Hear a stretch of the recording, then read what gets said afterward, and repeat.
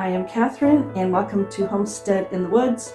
This morning we need to be bringing in some more firewood. As you can see, that is all we have left. It's been very cold this past week. It's about 25 degrees right now, which is like a tropical heat wave for us. So we are going to be bringing in some wood and try to get this rack filled up so that we have more to get us through the winter. This is the second rack full that we have gone through, so we're going to need a bit more because it's only the middle of January.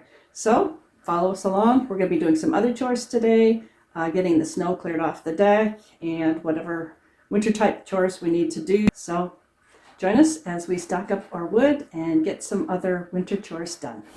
So here's the woodshed that we're going to be getting our wood from. We've got our dog barking in the background. She obviously wants to help with this process. So the more help, the better.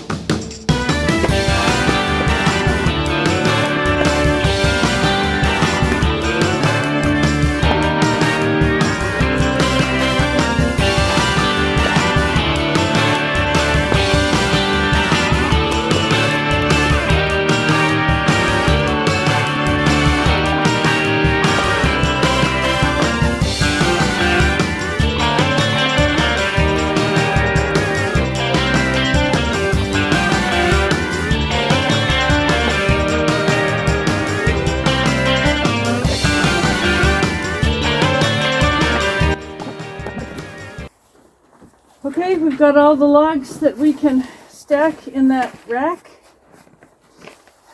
And now it's time to get the logs in so I can get my car in.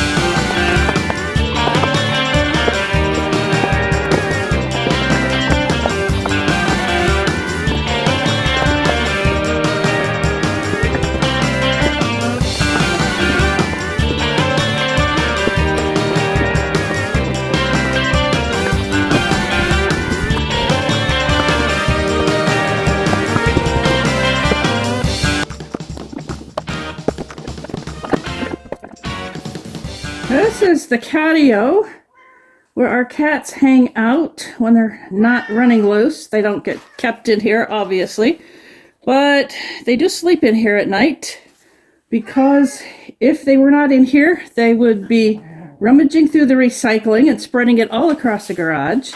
They would be making scratches all over my cars, and so this is where they must be. All right, you guys, no fighting. Hey. So this is where the cats hang out at night, but they are very, very ready to be coming in now into the garage and running around. It's way too cold outside for them. So this is how they spend their winters, but they have plenty of food and water and toys to play with, and there's some cat grass down there they can eat. So as pitiful as they sound, don't feel sorry for this crew because they are well taken care of. And here we go. Good.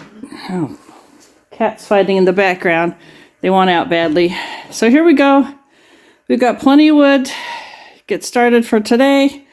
And then we've got, several weeks to a month's worth of wood here if it gets real cold and we burn in both the fireplace and the wood stove. So I'm going to go on to clearing the snow off the deck.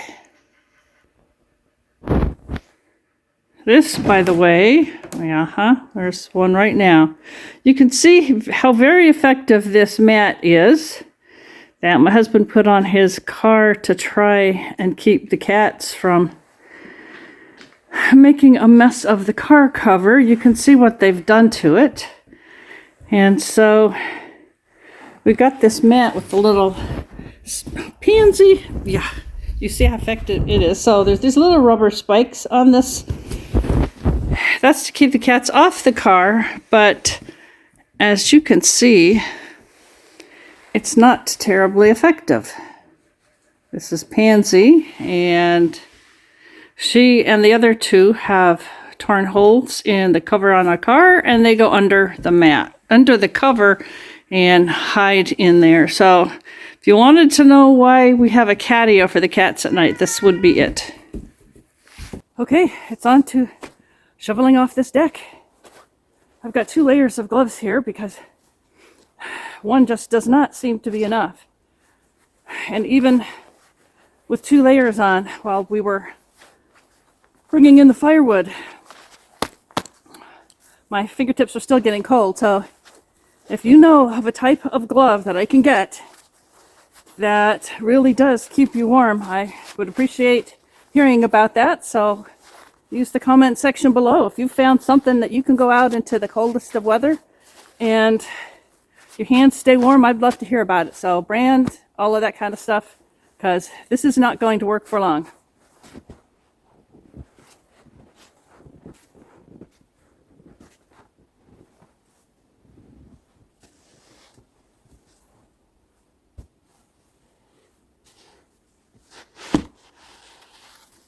So walking through the yard, this snow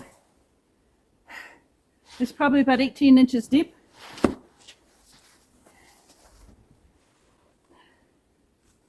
It's pretty powdery, so it doesn't have a lot of weight to it, fortunately.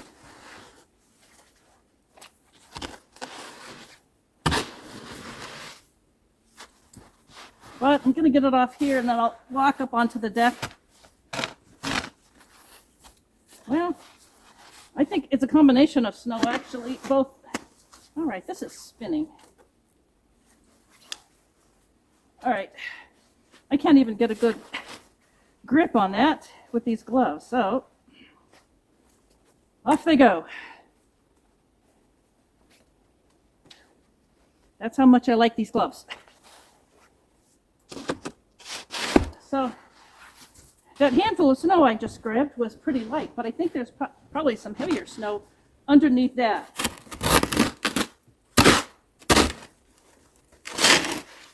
And ice. There we go.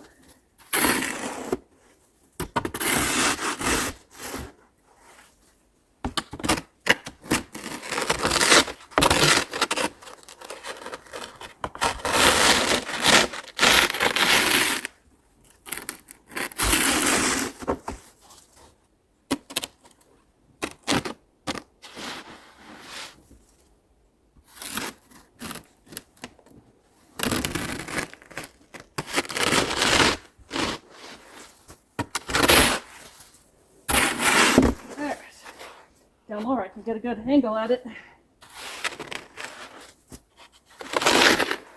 So this is probably about a foot deep here.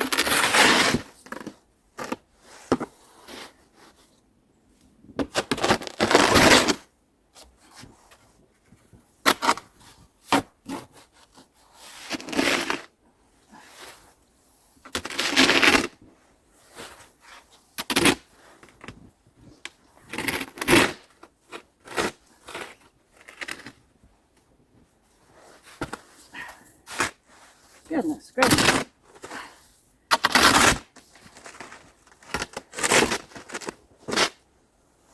Okay, I found the steps.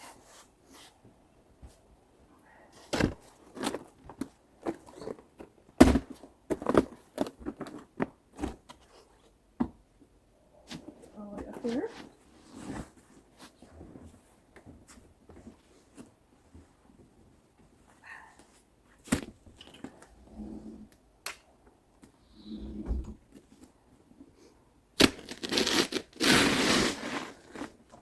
All right, I know I just cleared off these steps, but at least that will be easy to get off.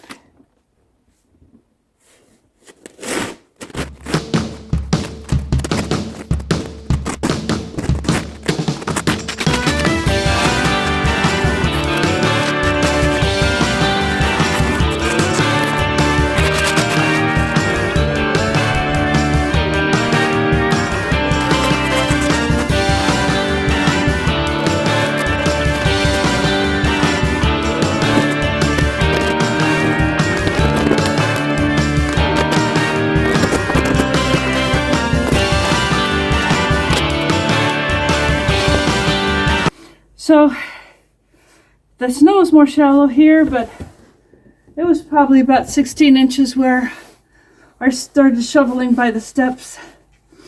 I have at times shoveled 26 inches of snow off of this deck, so we do get the snow. Lake Huron is right out here, and so we get the lake effect snow, and it likes to dump it right here on the deck. So let's get it out of here before the next snowfall comes.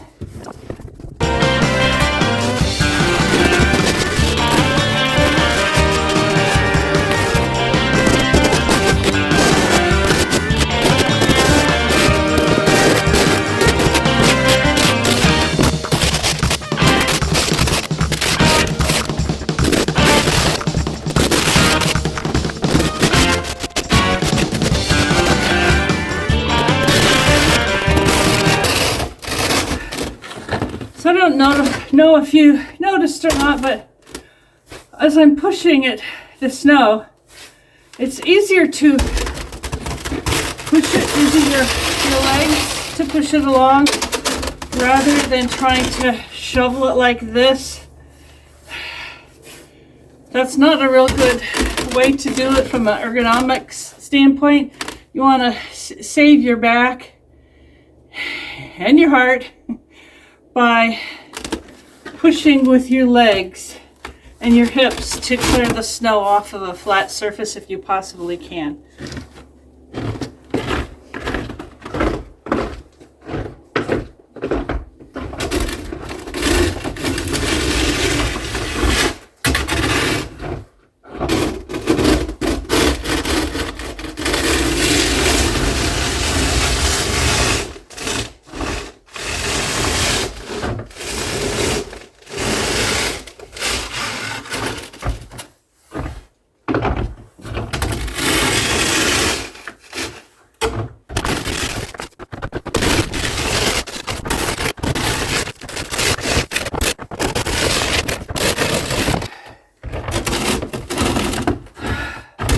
Okay, I've got a clean deck.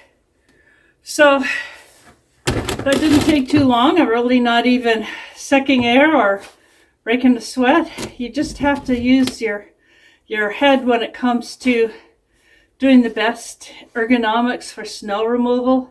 You always hear in the wintertime of people dropping dead while they're shoveling snow, and that's because they were doing just that, shoveling. And that's really hard on the heart, especially for people who are not used to those types of winter activities. But Use your back, lower back, your legs, your hips. Make like a bulldozer. Make like a bulldozer so that you can clear the snow and save your back and your heart. So let's get on to the next part of our day. Well, the rest of my day is going to be cleaning out the pet bowls and giving them fresh water. And I'm going to get my freeze dryer ready to freeze dry some raw egg. And so before I can do that, I need to clean out the freezer a little bit to make room so that I can freeze the trays of raw egg before I put them in the freeze dryer. So that is going to be the rest of my day. It's been a lot of work this morning getting that wood moved and clearing the snow off the deck. But right now I am going to have a nice hot bowl of chili. That is going to be tasting real good with some sour cream and some shredded cheese on that. And that will keep me going for the rest of the day. I'll be doing a sheet pan dinner tonight just to make things easy on us since we worked pretty hard today. And so the next thing you'll see is me getting the eggs ready for the freeze dryer. Get them in the freezer first so that they can go into the freeze dryer tomorrow. And they will probably be in there for a little more than 24 to 36 hours to freeze dry. And that'll show what I do with them after that. And this time I'm going to be freeze drying raw eggs. And a medium freeze dryer tray will hold about 12 raw eggs. And if you're going to be using eggs that are smaller or larger, you can kind of gauge back and forth if you need more or less eggs. So you're going to want to get them whipped up very, very gently. We're really wanting to just incorporate all of the whites and the yolks. Do not put it on your mixer on anything higher than the lowest speed. What you do not want to do is incorporate a bunch of air into these eggs, because once it gets into the freeze dryer, if you've whipped the daylights out of it and you've got a lot of air incorporated in there, that can be one of the things that could cause the whole thing to explode all over your freeze dryer, especially if you did not pre-freeze the eggs. So today, that looks pretty good. So today I'm going to take each batch down. I'm going to be filling 4 trays, so that's a total of 6 dozen large eggs. I'm going to be taking this down to my freeze dryer now, not my freeze dryer, my freezer, and pour it in while the tray is in the freezer so that I don't make a huge mess trying to carry it from one place to another with eggs slopping all over the place. So the next thing you'll see is me pouring this into the tray that's already in the freezer. Okay, at this point I've got one of my trays for my freeze dryer is already in the freezer, and I've set the spacers in already, so I'm not joggling the trays around at all after I get it filled. So here are 18 beaten raw eggs going into the tray. You want to watch to see that the level of your eggs is not going to be going over the rim. If your freezer is not on a level surface, you might find that it's a little uneven. So just watch and make sure that it's not going to be getting poured over the top, and you'll have a real big mess in your freezer otherwise. So what I wanted to show you was some eggs that I freeze dried previously. So these were done in October of 2022, and you can see the freeze dried egg crystals. They will reconstitute very, very well and become perfect for baking, making omelets, scrambling, that kind of thing. So yep, that is what these eggs will look like when we're done with the freeze drying process. Okay, we got the first tray filled, and now I'm going to add the next one and get ready for the next 18 eggs. I'm going to go upstairs and get beaten up, and I'll go ahead and fill all 4 trays and then show you how that looks in just a minute. Okay, I've got the last 18 eggs all whipped up, and they're going to go into the last tray here.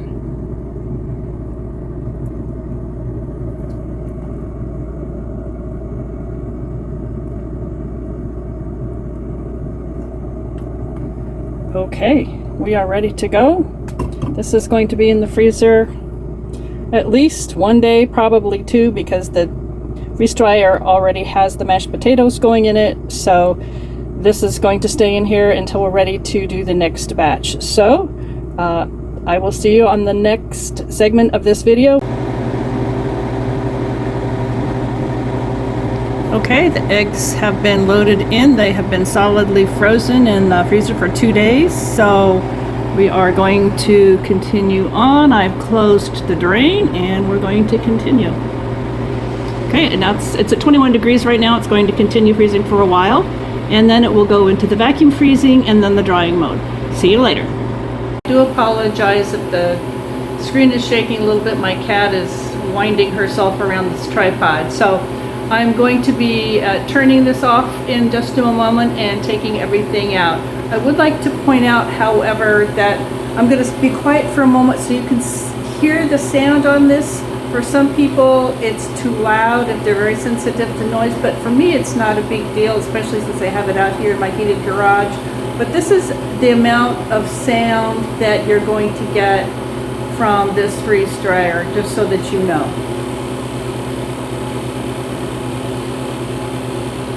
Not too bad, I don't think. You wouldn't want it in some areas of your house perhaps, but this isn't all that noisy. So at this point, it's done. I'm going to stop it, and the next thing I need to do is release the pressure that is in this chamber, and that's by opening up the drain valve on the other side. I'm off camera at the moment opening that drain valve, but you want to do it slowly. If you do a sudden releasing of the pressure, and if you have something in this freeze dryer that is of a very powdered nature, you could end up just having it sort of explode throughout the freeze dryer. So just take it slow. It only takes a minute.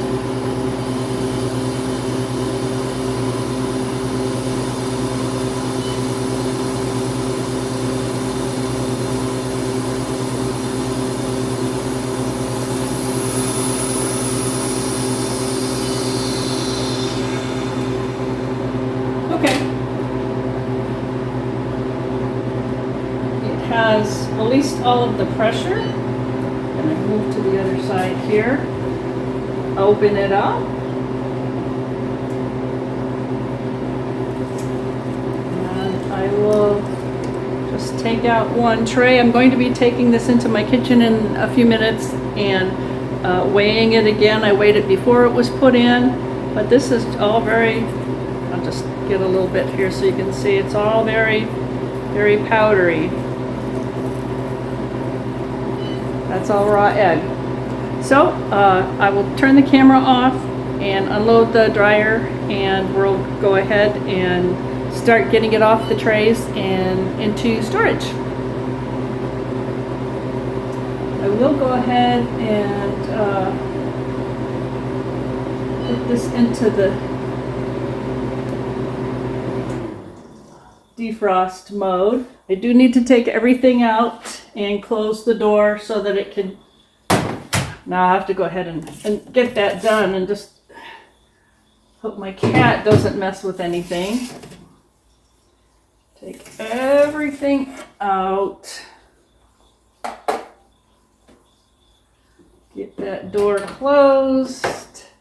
So it's telling me to keep the drain valve open and remove the product from the dryer and close the door. I've done all of those things, and I'm going to continue. Now it's going to take about 2 hours to defrost the inside of the freeze dryer. You don't have to do that. You can just tell it no defrost and just leave the door open a little bit, and it will also defrost during the day.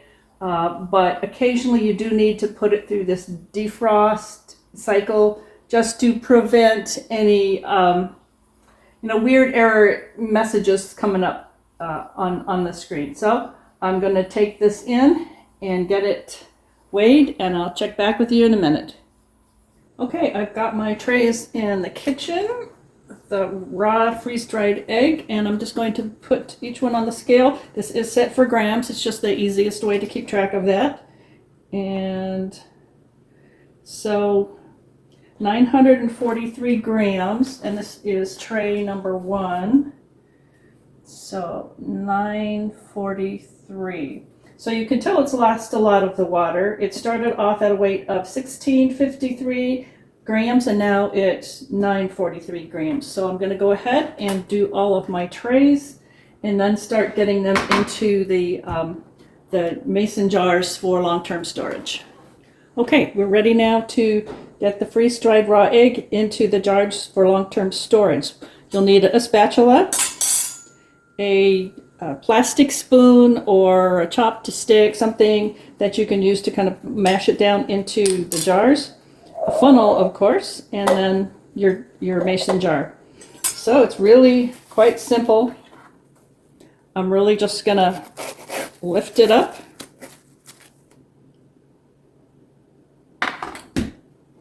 and guide it through the funnel. And by the way, this is the very same process that I used when I took the mashed potatoes out of the freeze dryer.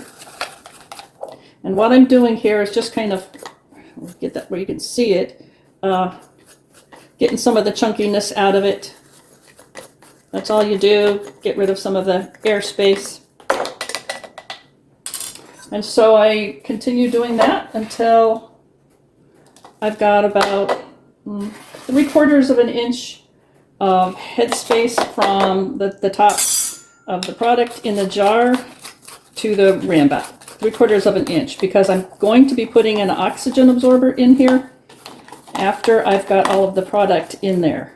The very most important thing if you're wanting to keep this in long-term storage is to make sure there is no oxygen in these jars. Oxygen is what causes the food to spoil, and so any moisture, any oxygen that remains in this jar is going to start breaking it down. I'll just kind of let's just see how it's looking so far. Very dry, just very crystal-like. When it's time to reconstitute these eggs and use them for scrambled eggs or in baking or making omelets, whatever you're going to use a scrambled egg, raw egg for, you just add water, a little bit of water, and you are good to go. You've got a perfectly good tasting egg. Now, I think most of us have had powdered eggs in the past, especially if you go to some buffet at a restaurant or a hotel breakfast area.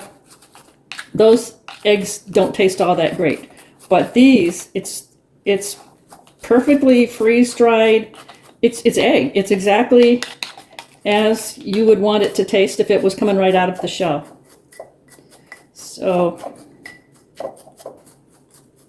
I'm going to go ahead and finish filling this jar, and I'm going to fill however many it takes. I'm going to guess it's 8 to 9 jars, pint jars of the freeze-dried egg, and then I will show you the next process where I add the oxygen absorbers to it, get the lid on, and also vacuum seal it. So vacuum seal it was really going to give it like a double insurance, and I do recommend that you do that just to make sure no oxygen gets in here or remains in here at all.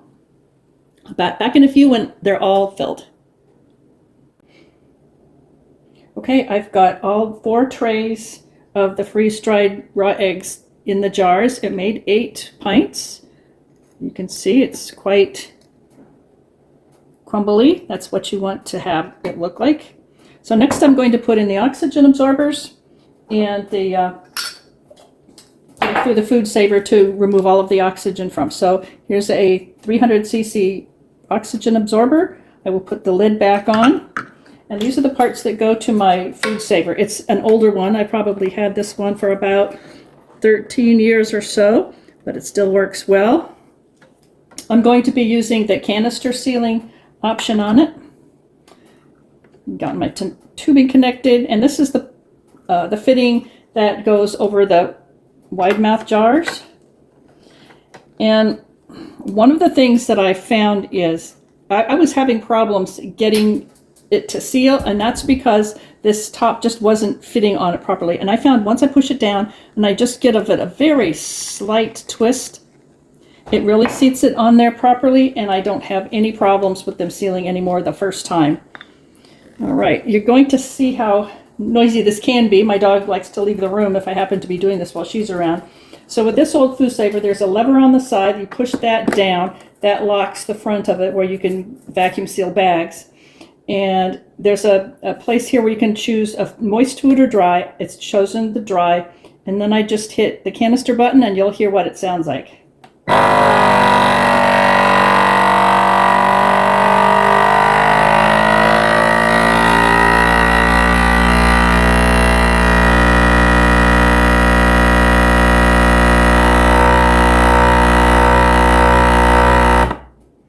Okay, you probably heard a little vacillating of the sound during that time, and that tells you that it is removing the oxygen from the jar. So I'm going to release the vacuum on this section, pull this thing off the stopper, and sometimes that happens. That's fine. No, it doesn't hurt anything. Just put it all back together.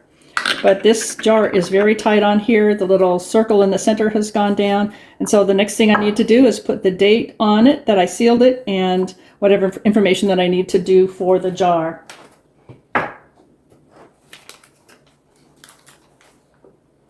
So here is the next one. I'm going to put an oxygen absorber in it. The other thing, make sure that the rim is nice and clean. Dust it off. It's not a wet or fatty kind of a film, but the dust from the egg can be on there, and just make sure you don't have any dust from the egg around here as well. So I just opened this package of oxygen absorbers to be able to do this job. I will need to seal it back up while I'm working on the others. It's in there, this on. Okay, I'm going to do the rest of this with off of the camera so that you're not put through the sound of this. I know it's probably kind of irritating, but I'll be back as soon as I have them all filled, and that will be the final process. Well, I've got all of the freeze-dried raw egg into the jars. It made 8, and here is the final product.